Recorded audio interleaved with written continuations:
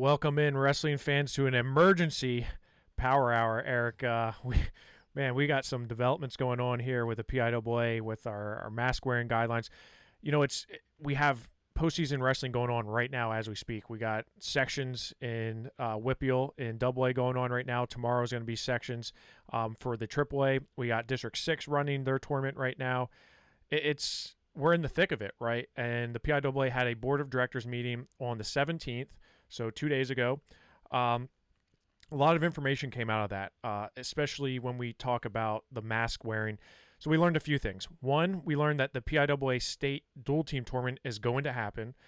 They were able to move it from the Giant Center over to Cumberland Valley High School, and they're going to have the first rounds happen, the quarterfinals happen at the site of the higher team on the bracket, the top team on the bracket. That is also curious because they changed the bracket around to make it more geographically friendly. So we actually learned a lot from that board of directors meeting, because normally we get a lot of fluff and not a lot of tangible things we can take away from. And in that case, we actually learned a lot throughout, because of the mask ruling, which we're going to break down here today, Eric. But what were you able to look at any of the things? I know you talked to some folks. What were your initial reactions or thoughts when you saw the guidelines that were in place, which we're going to go over here in detail, but I just wanted to initially get your thoughts, Eric.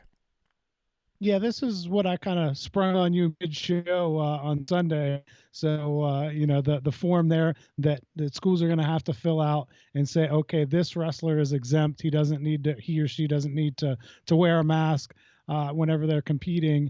And that kind of basically is a protection for the school district, that if something would happen later, they say, hey, the parent and or a doctor or someone said that it was not safe for this wrestler to compete with a mask on. And so if they end up being exposed to COVID or getting it, then there's really not much of a legal recourse there, I think is kind of what the whole situation is about. And it also gives a little more clarity, because there was a lot of confusion before. What happens if your school requires you to wear a mask and that you wrestle someone wearing a mask, and my school says, no, I don't have to wear a mask, and we meet? What happens in that instance? And as it is now, if your school says you can't wrestle someone not wearing a mask, and I refuse to, and I'm on that exempt list, then you have to forfeit the match.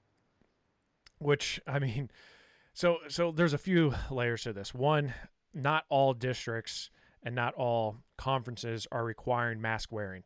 Where you are in the Somerset area, District 6, District 5 area, you're seeing kind of like would you say 80-20, 80 mask wearing, 20 not, or is it lower than that? What would you say it is, Eric? I'm not sure how many of the schools actually require it. I know I just talked to a coach a few minutes ago, and he said my school didn't require it all year, but we wore them anyway because the schools that we were competing against wouldn't wrestle us without them. But he said postseason, we're not doing it. He said we didn't do it Tuesday for the sectional. We're not doing it for the guys that I have moving on in the district tournament. So the biggest point to this, Eric, is this is for intra-district competition, which is that's a very important point to note, that this is not for your inner district, right? You're not your District 5 tournament, not your District 6 tournament. This is for when we go to a regional tournament that has more than one district, the super regionals that have multiple districts and multiple regions, and the PIAA individual tournament, as well as the team tournament. So that is very important to note, because there was a lot of confusion of, okay, well, my district's not saying I have to wear a mask. Well, now districts, I'll just give you my personal, being out in the WPIAL, seeing a lot of WPIAL teams, there wasn't a whole lot of mask wearing. Not a lot of schools. I think Mount Lebanon was one of the only schools that actually wanted their wrestlers to wear masks. And Maxed Out, for example, had an individual exemption, so he didn't have to wear one. Most schools out here in the West aren't wearing them. You look at teams out East, you have, District 11, District 2, District 3. A lot of those teams, they're wrestling in masks. They've been wrestling in masks. So it's really interesting, because you're going to have teams that now there are exemptions, right? Now, is it going to be a blanket exemption? I listened to Dr. Bob Lombardi of the PIAA. He gave an interview, And he basically said this isn't a blanket exemption list. This is, we're trusting the administrations, so that's a school, the AD, and which the AD and parents, or AD and principals are saying, well, we trust the parents, right? And you can kind of give us a little bit more on that, Eric, because you were speaking to some principals and ADs about that. But the thought right now is, if you are exempt from wearing a mask and you compete, that person who doesn't want to compete against you because they're required to, it's like wrestling a girl and you're a Catholic school. You're going to have to forfeit that match. But there is no quote blanket team exemption. It's individual exemptions. Yeah, that's supposed to be the way it is, but I just heard from a coach right before we started the broadcast, and he said that their board approved basically a blanket exemption for the entire team, that the school board said, no, our wrestlers don't have to wear masks. So I think it's still going to be very contentious. I think the idea was to try to eliminate some of that, but I'm sure whenever you get some of those, as you said, the Eastern teams and wrestlers meeting up with those in the West that haven't been wearing them as much, I think it's going to get really contentious, and there's still going to be a lot of people upset over this. And the other point is, I mean, I tweeted out, it was clear as mud at one point, right? It was very confusing, even as listening through the meeting and watch and kind of hearing other people's reactions on Twitter and seeing what other folks were hearing and interpreting what the board was actually saying. It's, there's a lot of talking in circles. There's a lot of, well, and Bob Lombardi does not like hypotheticals, but he played that game a little bit and said, okay, so if, team A goes against team B doesn't want to wear masks, they're required to, they have to forfeit that match, right? So when we look at the teams, by this time, because the team tournament is not till the end of March, one, things could change by then. Two, that's a while. That's by then we're probably going to have most of these things ironed out, I would say. But the real big test is going to be those regionals that are happening in a week, maybe, a week possibly, that you're having intra-district wrestlers compete. So like the Northwest region in AAA, you're going to have District 8, District 6, District 4, District 9, all these wrestlers. And I'm looking at it like this way. Dyson Gold, our boy, who's wrestling in his first ever postseason, District 4 and District 9 combined to form a district tournament. By the letter of the law, they have to wear a mask unless they have an exemption, correct? I mean, that's the way I interpret it. Yeah. Unless your name is on that list, as I understand it, you have to wear a mask. Right. And so I'm going to put up that form right now. I'm going to bring that up so you can see it, what that actually looks like. First there's a screening form. Okay. So there's a form that you can use to screen in and show like, okay, hey, you're actually not sick. You can come in and compete. So that's the form right there. In the last 7 days, have you experienced any of these symptoms? All these symptoms that we're so used to hearing, but also it talks about, that COVID certification. I certify that all coaches, athletes, and other persons from my team attending today's contest have been asked each of the preceding questions today and have answered no to each question. So that is basically like the legality portion of it, Eric, where you're saying, okay, legally we asked all these things, we got all these boxes checked, we're good, right? This every coach. So coaches have their hands full, going forward in the postseason, because they're like, all right, I got to fill out this form, I got to fill out that form, and you can see on there's a signature and a date. So I'm assuming they're going to have to do this for every single competition. If you read that, I'm assuming that you would probably have to do that for each weekend that you're competing. That's interesting, right? That you're going to have to, now there's that form. And what I heard in listening to it was mostly that form is a guide, that if you want to use one before, or that's different, that you have another one, you can, but that was more of a guide. So what I put up right now is the PIAA postseason COVID-19 universal face covering certification. So this is a lot, right? And you look at this, it says general rule, right? These were the FAQs, the frequent asked questions that the PIAA posed to the Department of Health. Does this apply to all athletes and activities? The answer, yes. Indoors, it doesn't matter. You still, coaches, athletes, cheerleaders, everybody, those who are actively engaged in workouts, competition, and on the sidelines have to wear a mask. Now, the masking requirement is mandatory. So that's where the PIAA is saying, for that reason, the PIAA Interdistrict Championships in tournament in all sports, PIAA requires all persons affiliated with a team, including those actively participating in a contest other than swimming. So swimmers, go ahead, you don't have to wear a mask. I would equate wrestling and swimming to almost like the same thing. I think What if they give them scuba gear? Scuba gear. I think, you want to challenge yourself, put on some scuba gear and go ahead and swim a freestyle. There you go. Wrestling, on the other hand, so the only exception permitted is for those persons during competition and falling under an exception in Section 3 of the order. PIAA will accept a certification from either the principal or athletic director of a school that the school has made a determination that a student qualifies for an exception for participation during a contest. That is it right there. That's the crux of what we're talking about here. The ADs and the principals are required. So even like what you said with the District 5, a school saying, we're giving a blanket exemption, they still have to fill out that form and write in the names of all these individuals to say, these are, you can't just put my team is, I could see that someone put, I don't believe in this crap, and just turn in the form, little backwards just, E there, yeah, written, scraggly. commas, places, not saying, that's, we shouldn't say that.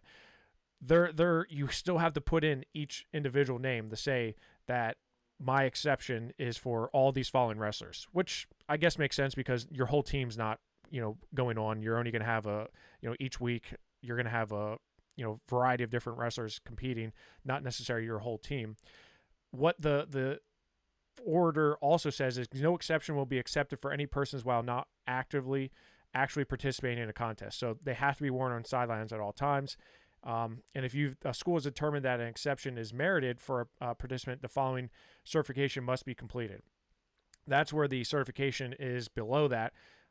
That is the legal jargon. I hereby certify that each of the following players qualify for an individual medical exemption specific to their individual health condition from wearing a mask during a contest as per Section 3 in the updated order of the Secretary of PA Department of Health. So there it is. You have to then spell it out. In particular, I certify that wearing a face covering would either cause a medical condition or exacerbate an existing one, including respiratory issues that impede breathing, health condition, or disability for the following students. So that is it in a nutshell. And I'll put up the other exemption form here. So then this is the form. There's a variety of different slots you can put in. Any student and team entering the PIAA Interdistrict Championship Tournament consents to. So here's another big one, Eric.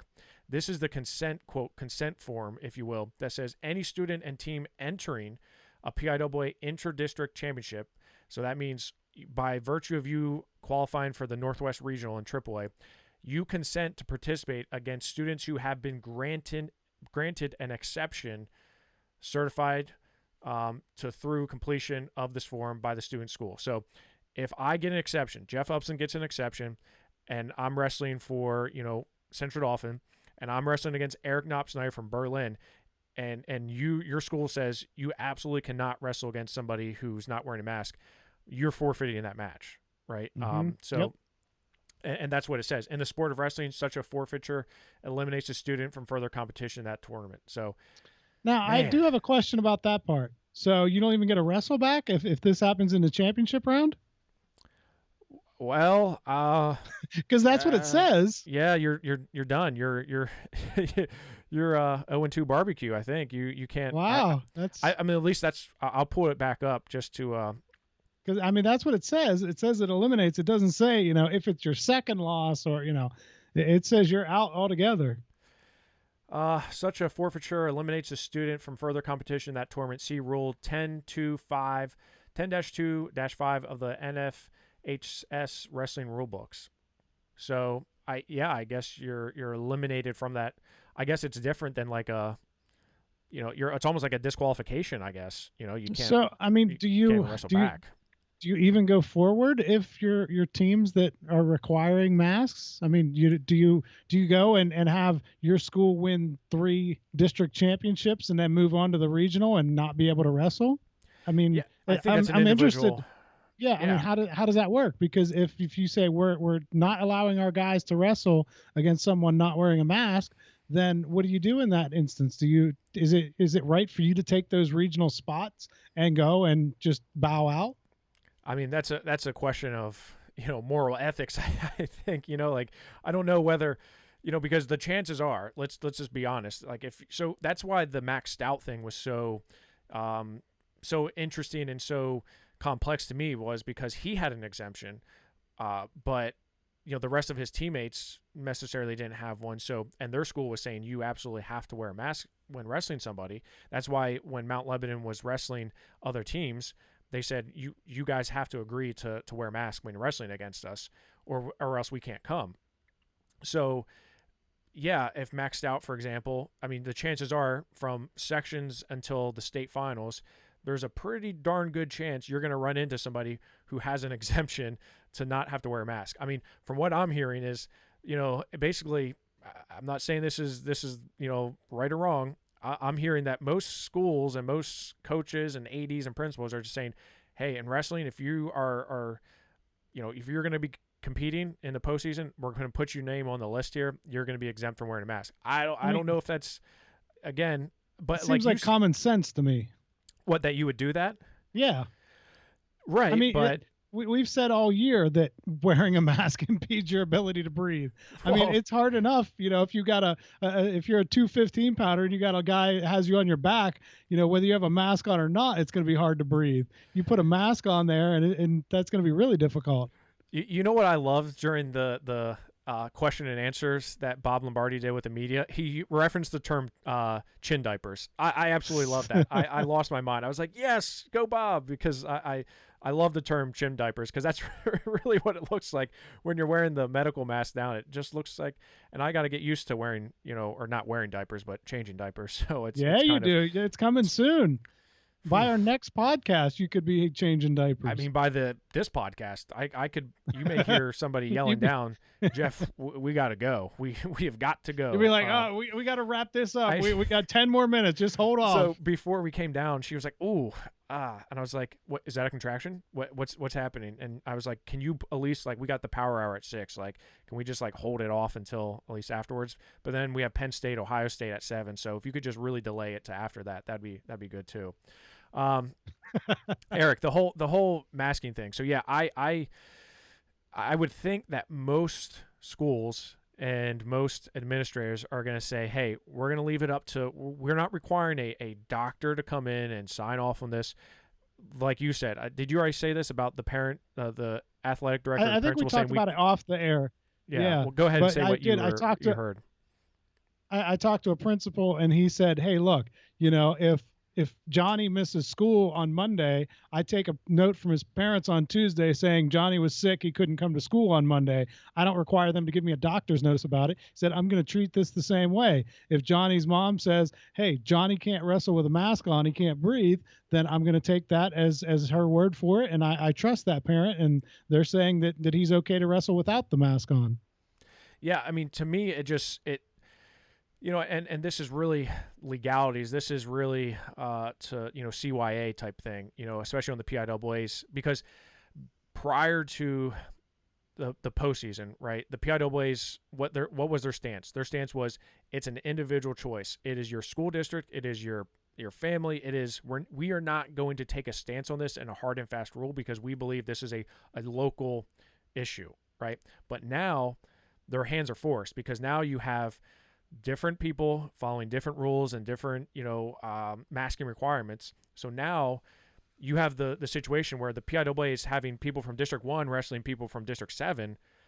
Well, now we have to have a blanket. We have to have some type of, you're either in or you're out. And I would agree with you that I would think most schools and most administrators are just going to say, hey, if you're competing in wrestling and you're going into the postseason, your name is going to be on that list, right? Because wrestling in a mask is not conducive. It is not. It's not safe. It's not.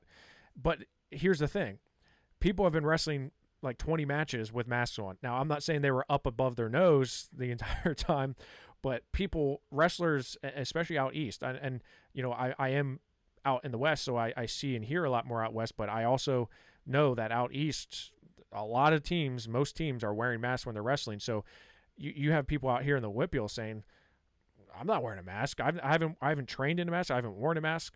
There's teams that practice with masks on daily. So it just makes sense that you come in, you have this form, hey, these 5 kids are going into the district tournament.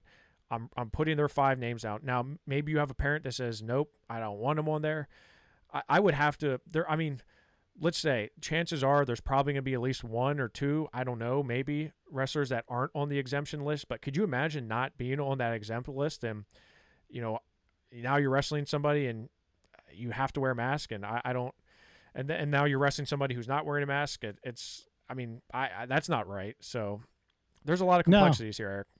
Yeah, it's and that this is, as I said, I think this is going to continue to be very contentious if there are those, and I'm sure there are going to be some people who their school or their parents or whatever require them to wear a mask, and it's going to get really, really ugly, I think. Well, and the other important thing to note is that this is, you have to know what's going on like right now, right? Because it's not long until these events and these things are happening. So you got to get your stance and pretty much know what it is pretty soon, right? So I'm looking at it like, okay, what is everyone's schools? What is our policies? And you have coaches. You have so many different, almost like red tape. You have all this red tape to jump through. You got your principal, your superintendent, your athletic director, all these different people are saying, okay, what's our rule here? This is what the PIAA is saying. This is what they're recommending. What do we need to do in order to comply and, go forward with this? Because let's just be honest, wearing a mask in wrestling is not safe. It is not feasible. It's just not right. So why would you not want to use this exemption, even if you don't have a doctor's excuse? I mean, as far as I read on there, it says if it impedes your breathing. Well, guess what?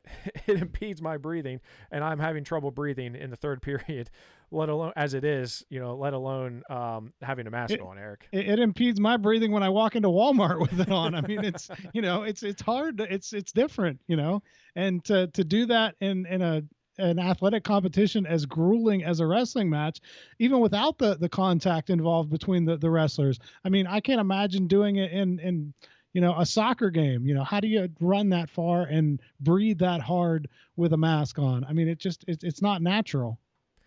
Yeah, I mean, it's really not. And I want to put up on the screen some of the screenshots I took from some of the tweets that I saw. So this is Ali. How do you say her name, Eric? Barubi. She's out in Harrisburg, ABC 27. Clarification on mask policy for PIAA state playoffs. Everyone required to wear a mask at all times, including in game. Individuals can be exempt if certified by school and communicated to other team. Improper mask wearing should be corrected. And actually, this is a video here. I can't play it, but this is Bob Lombardi doing some question and answers with the media. And this is where he used reference to the term chim diaper. So that was pretty awesome. But it was really as clear as mud, right? When we're talking about, at least especially listening to it, I was very uncertain. And this is what Ali tweeted out right before that was mask mandate will be enforced at PIAA state games. Athletes will be required to wear masks at all times unless the school certified that an individual has an exemption. Then the athlete can take off masks during competition and competition only. PIAA will trust schools to fill out forms honestly. So there it is, right? We are entrusting on you to fill these out honestly. So that way, if there's a COVID outbreak at the PIAA individual state tournament, you're not suing the PIAA and saying this was reckless because, hey, look at all these things we put in place.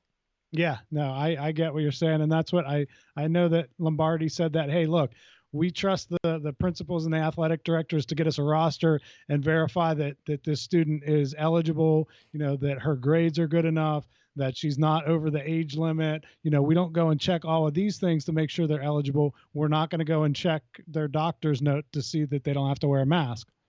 And nor should they, right? I mean, like No, you no, I said, I agree. mean, that's so. I mean, I think it's fair. But I also think, what if you have that school or program who's saying, that's not gonna be okay with just saying, hey, I mean, you have to assume that that's going to happen, that you're going to have a Hmm. school, and in my talkings with some folks, I mean, especially out east, you have District 11 where, teams like Nazareth and Northampton, those teams are shut down constantly. They only got, 2 or 3 dual meets at the most.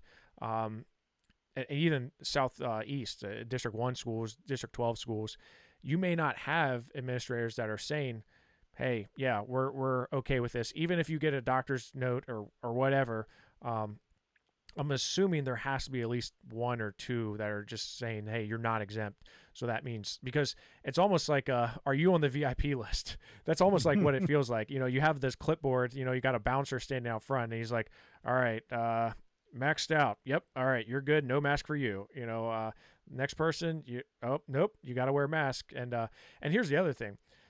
I mean, we've been around some wrestling this year, and it's like you got to have it on at all times when you're not wrestling. So that's another thing. Like, there's gonna be a lot of times where wrestlers, like, oh, I'm exempt, I'm not gonna wear the mask at all. But it's like, unless you are actually engaged in competition, i.e., wrestling against somebody else, that mask better be on. Like, I would. The poor Giant Center security That's guards. what I was just thinking of. Can you Those guys imagine? that used to They're run around. ruthless. They Yeah, I are. mean, like they seem to have eased up on it, but I know back in the day when I wore baseball caps and had hair, you weren't allowed to have a baseball cap on the floor of the Giant Center, Well, and they'd be that's like chasing you down and be like, "Hey, you got to take that off." that's They're gonna that's do this with every mask too. Like, that's a hey, Bob that kid Lombardi over thing. there. He Yeah, he he does not like. I should take my hat off in honor yeah, of Bob. in respect. Yeah. Actually, my hair is a little bit too messed up. He he doesn't like the whole mask, or the hats down on the floor. But yeah, I mean, can you imagine those PIAA, those Giant Center security? And I worked at Hershey Park for 7 years of my life. Never a security guard though. But man, some of them take their jobs like way too seriously. Way too seriously. I Like, want to see the step counter on those guys though. If they're running across the floor to tell a kid to put his mask up every 10 seconds. Well, I mean, so at least in the communications from the PIAA are, that's got to be on the coaches, that's got to be on the game manager, right? So whoever's in charge of that, that site director, that tournament director, somebody, they're going to be responsible for making sure that everyone's in compliance with the mask guidelines. I mean, look, it's like it's like everything we've seen since COVID. I mean, it's never gonna. It's always looks good on paper. A lot of these things look good in paper, but in practicality and when in reality, they don't necessarily work, and it's not feasible and it's not practical to do. But at least they are coming out with something to say, hey, this is what you should expect. That way, schools and administrators and coaches can say, hey, you're exempt. We're putting you on this list.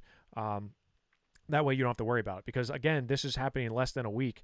You're going to be having intra-district wrestling going on across Pennsylvania, Erica, and you're going to be seeing that very soon up in your region.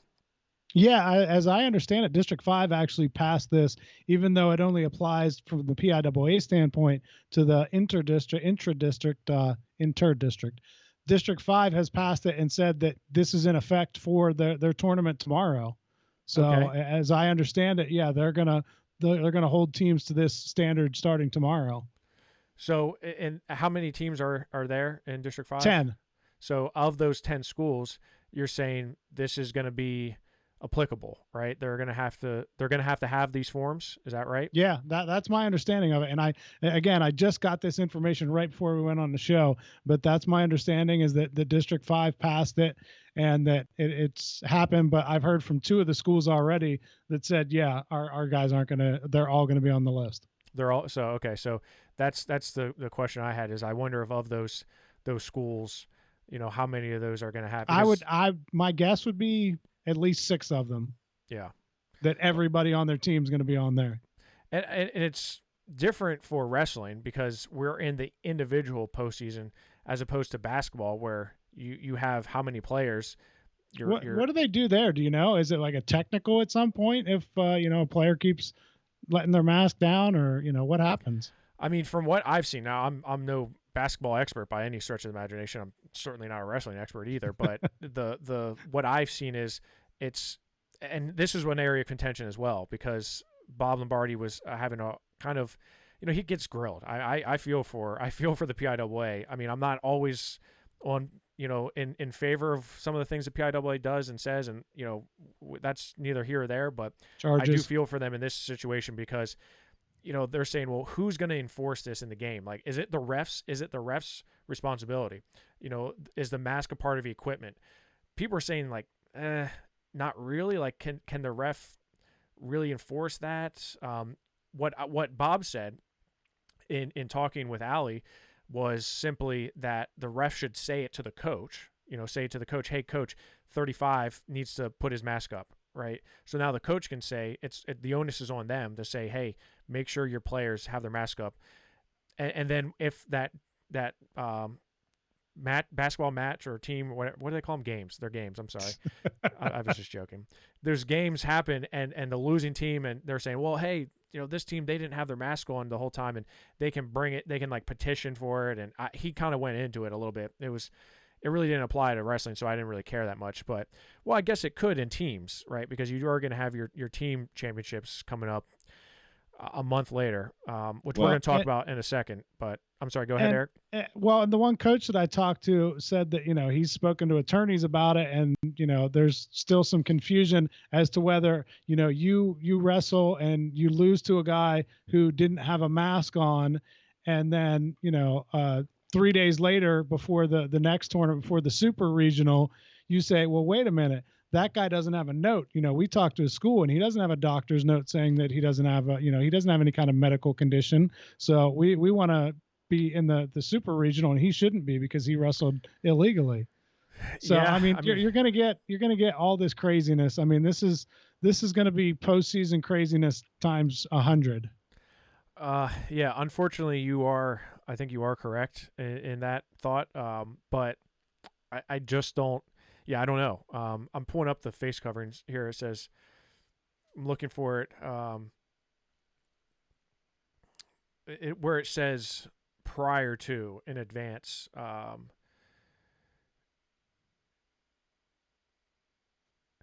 Exasperated. I think it might have been on the other one where it says actually you have to have it. You have to let that team know in advance, right? You need to let them know beforehand. Hey, we are not going to be wearing masks. So, yeah.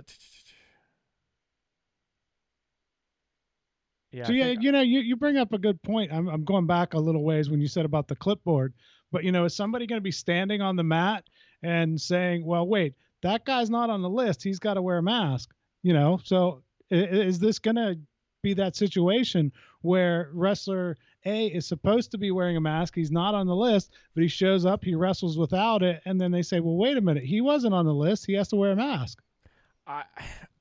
Listen, I've seen crazier things happen. I can think of a state dual team tournament where someone pointed out laces not being taped and team points, and I'm not. Yeah, I'm not I mean, saying how competitive it gets, and how people are willing to look at any rule and say, well, hey, we're just playing by the rules. This is what the rule is. We're just playing by the rules. We're not doing anything illegal. But he's not playing by the rules, so he needs to be punished. It sounds like are you a coach, Eric? Do you coach on the side? I've heard a few of these. Well, hey, I don't care, but I'm a stickler for the rules. It says that in track you can't wear a necklace whenever you do the long jump, and he had a necklace on, so technically that doesn't count. Right. I mean, hey, rules are rules, man. I don't make them. I certainly hope not. I really hope that's not the case. I really don't. One, you don't have the manpower. You don't have the personnel to be doing that. One, we're limiting the number of people inside of an arena, inside of a venue, period. So are you going to say we need 4 extra people to stand here and go through a list? All right, because this person, yeah, all right, they're good. They don't need to wear a mask. I think that needs to be sorted out prior to. I would think that if I qualified for the state tournament, I know a week in advance. I'm sending my exemption forms to the powers that be and saying, this wrestler, Gavin Garcia is not going to be wearing a mask, right? Wesley Barnes is also not going to be wearing a mask. Cole Bisco also not going to be wearing a mask. It's all on there. So that way when you get there, like, hey, I don't know. Again, that's where I feel for, actually putting this into motion, because again, we're talking about all hypotheticals and theoretical kind of situations, but in practice, it's a mess. In practice, who's going to be, who's the admin who's coordinating all these different things? I mean, you better have an Excel spreadsheet, like with all these different things, if you're really going to enforce that, because if not, it's not going to work out. I'm just imagining the coach's scouting reports now. It's like, okay, at 113, this guy's got a good sweep single to the left side. He doesn't defend well on the arm bar, and he doesn't have to wear a mask. So we got to know this going in. We got to have all this stuff, the scouting report on exactly what this guy's going to look like when he shows up. Oh man, yeah. I mean, instead of looking at like shoes and man, that kid's got nice shoes. He's got a knee pad sleeve, and you're like, look, he's wearing a mask. What kind of mask is he wearing? Are we going to see any true power masks in the postseason? I saw some in the regular season, so I know Greg Warnock's not going to have one because he never got one. He's a little salty about that. Yeah, he's a little salty. Well, before we segue into the the team tournament, we're going to hear from Nick Fuller of the Tactical Mind. We'll be right back in 30 seconds. This is the Tactical Mind, and I work with athletes in the field of sports psychology as a cognitive performance coach. Within 5 minutes of talking to a parent, they make the connection right away that this would be great for my kid to have when they're in college, when they're just going through the ups and downs of high school. Who wouldn't benefit from having more self-awareness? Who wouldn't benefit from having the ability to self-regulate our emotions and our counterproductive thoughts? Who wouldn't benefit from having more optimism, not just on the field, but in life?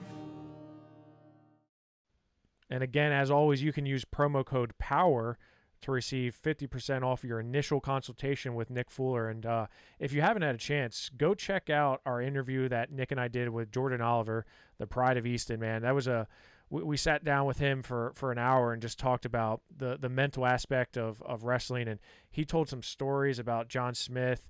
And I don't know if you saw the Smiths documentary, if you will, or not, Eric, but John Smith and what he was saying, and Jordan really highlighted some of the things that he was taught by John Smith, and it's a really good episode to listen to, Jordan Oliver, and you can find that on Rockfin if you just look for our interview with Jordan Oliver with the Tactical Mind. So, Eric, other than the masking that we learned about in the postseason, we also learned about the team postseason, because prior to this, we had no idea what the team postseason was going to look like, because we had District 7 and District 3 wrestled, and District 10 technically, because Reynolds did wrestle in AAA. There was no contest. They wrestled their quote district duels, and actually so did District 8 technically. Other than that, though, no one knew if you were going to actually qualify for a state dual team tournament, because they postponed it till after the individual portion, and we didn't have a date or location set. That's all been changed. We now know what's happening and where it's happening at.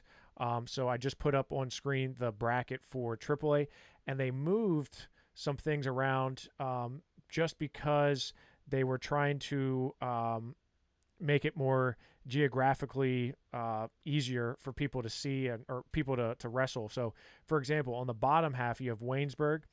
They're going to wrestle the winner of Erie Cathedral Prep and Carrick. So Carrick won the City League. Erie Prep, by default, won AAA in District 10. So, obviously, it's going to be Cathedral Prep unless they all come down with COVID and they don't show up. So, Erie Prep versus Waynesburg. Then you have the District 4 and District 9 winner versus the District 6 winner.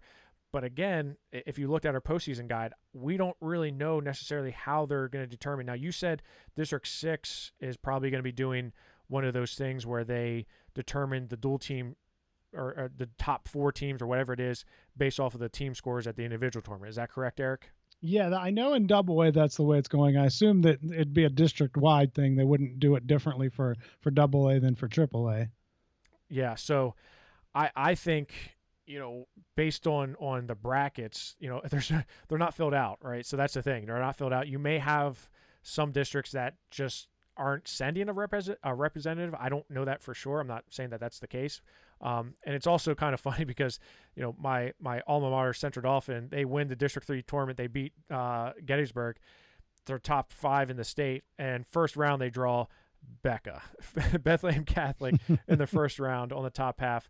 Because I really think the winner of that match is going to be in the state finals, the state finals against Waynesburg. So I think whether it's Central Dauphin or Becca, I think whoever it is going to make it to the state finals. District 1, Council Rock South, Springford. Council Rock South has wrestled probably the most out of any District 1 schools. And then you also have 2-1 and 12-1. So maybe Delaware Valley in there, Father Judge out of 12-1. Not really sure. Again, that's Philly League. I'm not sure how they're going to be doing it. But that's the AAA bracket. Now, you look at the top there. It says March 22nd at TBD, and that's at top school in the match. So Central Dauphin will host Becca. Erie Prep will host Carrick, and so on and so forth. So the top team in that bracket is the host school. Now, they'll wrestle that round and also that second round in that TBD. So March 22nd and the 24th. Then once you get down to 4 teams in both AA and AAA, you're going to be wrestling at Cumberland Valley High School on the 27th, all day the 27th. So that is where it's going to be. If you make it to the state semifinals, that is the AAA bracket. I'll pull up the AA bracket here in just a second, Eric. But I was happy to hear that and the biggest thing that they were unable to work out was the Giant Center, right? So the Giant Center had basketball going on during those weekends, so they couldn't have it at the Giant Center.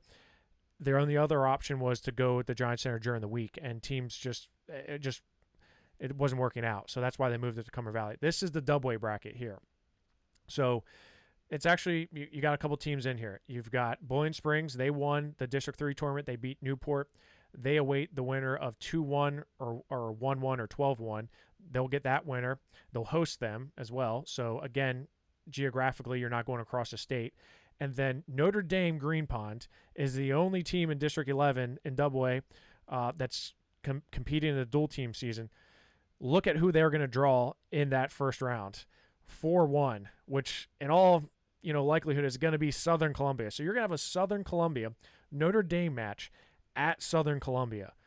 My gosh, I don't think my wife can hold it. Yeah, I was gonna 24th. wonder if you could be there for that, Jeff. March 24th. She won't mind. If my son's born next week, Yeah, he'll be his like due date's the 3 25th. weeks old.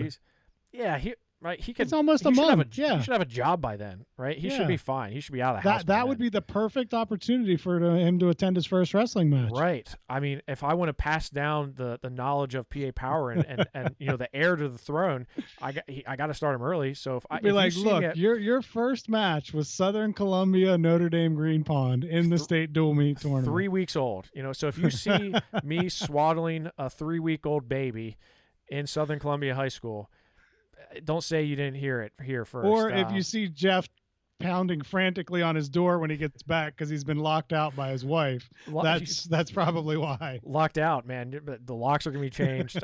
My stuff will be on the curb, and yeah, that'll be the death of me. So, however, Southern Columbia versus Notre Dame Green Pond, round 1 of the state dual team tournament. That is incredible. That's a great match. If in fact happens. So on the bottom half, you have Burrell, who won the South or the District 7 championship. They beat Burgettstown, and Reynolds is down there as well. So Burrell awaits the winner of 9-1 and 5-1. So this is basically the Brookville Ultimate Duels. On right? the bottom half, yes, it's the Brookville Ultimate Duels. Because you're going to have Brookville versus Chestnut Ridge, right? Right, who they already wrestled. Right, and then the winner gets Burrell. Who they already wrestled. And the winner moves on to wrestle probably Reynolds, who normally is at the Brookville Ultimate Duels. Right, yeah. So this is like a 2019 Brookville Ultimate Duels tournament right here, right? And then throw in 6-1, right? Whoever So Forest Hills, Baltimore area, Westmont, however, whoever comes out of there. Do you think Glendale has a shot?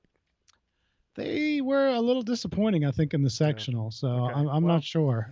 so That's the other thing that's going to be really weird with these teams that are basing it on the tournament, because some of these teams that might have done well in a normal year in a district individual tournament kind of got screwed up by this sectional, because you have teams that have a lot of decent guys but no really great guys, and they could have had a bunch of regional qualifiers, but now they're finishing third in their section and not getting to move on to the district tournament. Well, that's one thing. And before I close this down, I just want to make sure the fans can see it. This is PAWrestling.com. So go to PA-wrestling.com and you can view the brackets on there. But, like you said, Eric, this could be I think this is a lot more entertaining than the AAA, because AAA, I mean, Waynesburg's just so good. However, so you touched on the fact that you're going to have these teams that potentially, don't have a good section tournament or a district tournament. But here's the other thing. Waynesburg, for example, Noah Tustin they're the starting 215-pounder for Waynesburg. He was eliminated in the subsection tournament. Okay, he's done. His individual postseason is done.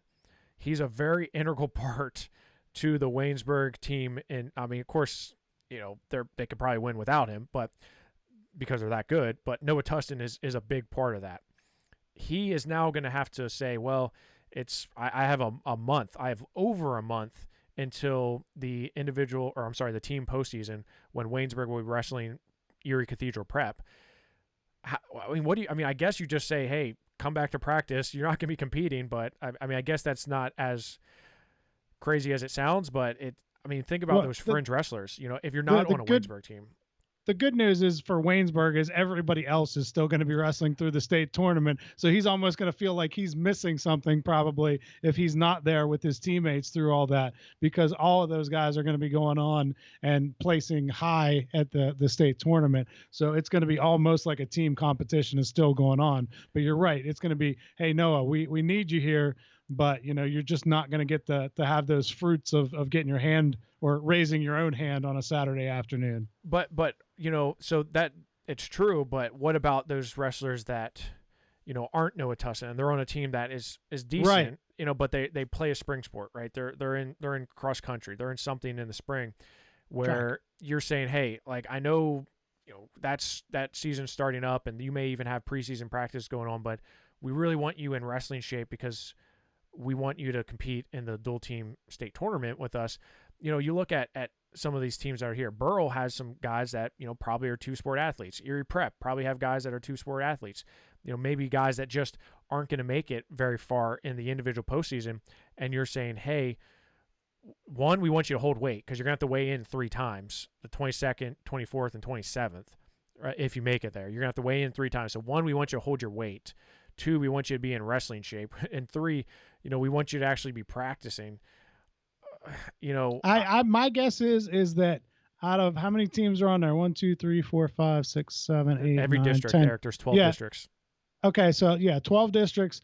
How many of that do 7 of those? I bet we don't get more than 7 teams in a tournament. You're saying you believe that of the 12 districts, you think there's gonna be some districts that just don't send a team? Is that is that what you're saying? Would you be shocked if District 1 or District 12 says, you know what, we're just gonna bag it. We got our district title. We'll secede, and let District 2 champ move on. Yeah, I certainly wouldn't be surprised. Look, we saw teams that, good teams that opted out of the team postseason. You saw Hempfield, Franklin Regional out here, and other teams. Look at District 11. Nazareth, Saucon Valley, 2 teams that would have been in contention for a district title and had the chance to go to the team state tournament, elected not to compete. Whether that was admins or whoever that said, hey, this just isn't going to be working for us. I guarantee you not all of those slots get filled, potentially. And of those teams that are there, how many of them are going to be actual, true, they're full strength, 13 wrestlers, 13 starters on that team. I really don't see that happening. And here's the other issue you have. Some of these districts who have not decided how they're going to be running their state dual team tournament or I'm sorry, district dual team tournament. So like District 4, for example, I know in talking with the Line Mountain folks, they're going to have a lot of kids that once they lose, they're not compete. They're not Right. coming back.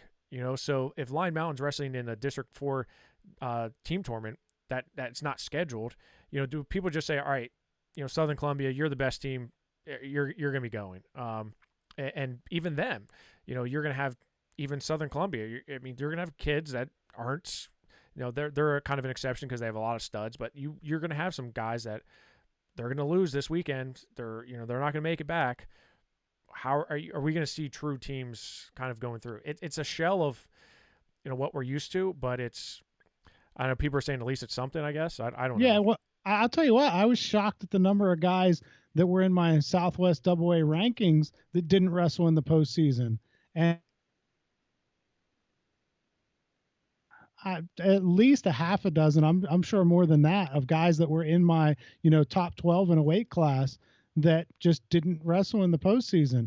And I don't know if that was an injury that, came out late in the season. I don't know if that was a COVID issue. I don't know what it was, but there more than I've ever seen before. There were guys that I had to pull out of the rankings because they just didn't wrestle in the sectional. Yeah, you're absolutely right, Eric. And doing all the AAA rankings other than the Southeast region, I can't tell you how many wrestlers I pulled out of the rankings from last week to this week, because and for whatever reason, whether it's injury, whether that's just, hey, we're not competing anymore, it's not worth it. I don't know what the reasons are, but there was quite a few wrestlers that actually did compete in the regular season that are not in the postseason bracket. So again, you have to imagine that most of these dual teams are not going to have full strength lineups. Waynesburg's an exception. They're an exception to the rule. Notre Dame may even be an exception because they've got some heavy hitters there. I think most of them will make it to at least this. Well, I can't say. I mean, I don't know if they'll all make it to all those big guys will make it to the super region, but it's certainly not going to. I mean, I said this during the Whippeal. You might as well just ship the team title to Waynesburg. I think you should do the same in AAA in the state tournament. Might as well just ship it to Waynesburg. I know that's not the way they want to earn it, but it seems like probably the most sensible thing to do at this point. There's no easy solution. I get it, but it is what it is, right? Yeah. I mean, and those Waynesburg kids deserve a chance to wrestle for it. And I'm fine, with we're going to have probably a pretty solid top 4 in each AA and AAA. I just don't see those opening round matches happening, or, certainly, I mean, I don't know the first thing about Carrick's coach or their team, but I mean, do you want to get on a bus and ride the whole way to Erie to wrestle that match against Cathedral Prep? To get shut out? Absolutely not. I don't. I mean, but I mean, that's not the spirit of competition. I get it. And in a normal year, I would say, yeah, absolutely, they should go there and do that, because they won that District 8 title. They should be proud of that and go and compete. But if they don't have, I don't know how many guys are they going to have left after the state tournament that have been practicing, is it worth them trying to stay in shape and keep their team around for 4 weeks to go and wrestle that one match? Doesn't seem like it to me. Well, and we've already seen it. It's like who lasts. It's like who actually is going to stay in, because you saw it even with the district tournament. All these teams that are just saying, "Hey, we're not doing it." Of these teams, like even if a name's in the bracket, I could still see them just saying, "You know what? We're not." Like you said, we're not going. Right. We're not going to Erie Prep. We're not getting on a bus, going up there, getting shut out. We have 3 guys left. 3 guys that are actually practicing. Like, why are we even doing this? Maybe it's the same. It's really pointless at that point in the season. You would think so. And is it safe? And is it? I don't think you'll. So As our friend Mark Billett would say, is the juice worth the squeeze? Absolutely. And I had a nice conversation with Mark today, and he said he was happy that I was using the term or the phrase, is the juice worth the squeeze? And I use it a lot. And I think I used it in the last podcast a lot. I can't find a way to tie in the Mike with Pete's pants on yet, but the Billisms. I will never understand that one. No one does. You're as happy as Mike. And for the longest time, I thought he said peach pants. I didn't realize he was saying Pete's pants. Yeah. Mike is wearing Pete's pants. I thought he was wearing peach pants. Yeah. Well, Neither that's of Mark them for make you. any sense. Neither. Yeah. Well, no, the juice worth the squeeze makes sense. Yeah, that one does. I that get one that. does. I like that one. I have no idea what the pants mean. All right. Yeah, the pants one, forget about it. But shout out Mark Pillett. Yeah, I think this bracket, the team brackets, the dual team brackets are certainly going to change. Or not, you're just not going to have teams enter. I think that's definitely going to happen. You're going to have districts that aren't going to be hosting or holding a district tournament, so they don't even know who they're going to be sending. So wear your mask and stay around to wrestle in team postings is the message I got for you tonight, Eric. Carry your clipboard. Check off the names. Yeah. Well, listen, I don't want to hold you up because we got Penn State versus Ohio State going on in literally right now. So I want to jump off and get that going. Hopefully my wife is not in labor quite yet because I'd really like to see that match. Eric, anything else you want to add before? Will you be anywhere this weekend? I will be. I'll be at District 5, and I'll actually be calling it for the NFHS network on there. So that network that you cursed. Wait, hold on. Don't tell them that I cursed it. Time out, Eric. The network that you literally said was the most garbage network ever in the history. They owe me because I paid for like 3 months of that crap accidentally. So and now you're working for them. Oh my gosh! I was asked by District 5 to do it, so it's District 5 that I'm working for. I'm not working for NFHS. Okay. You might as well go work for Flo. Wow. Well, we're gonna have the Hempfield section in AAA streamed to Rockfin via the Westmoreland Sports Network. So shout out to Dan Flickinger and Chris Smith. They do a great job. Jeff Shaw, George Carr, they all do a great job. Robbie Waller and Hannah Mears will be there as well. So we're looking forward to tomorrow at Hempfield. So a lot of fun going up. But right now we got Penn State, Ohio State. So Eric, I will talk to you very soon. Again, let's keep our ear to the grindstone here. Let's figure out what exactly is going on in the state of Pennsylvania. I hope this was helpful, and I hope you understand a little bit better than you did last week, because last week was a lot of numbers.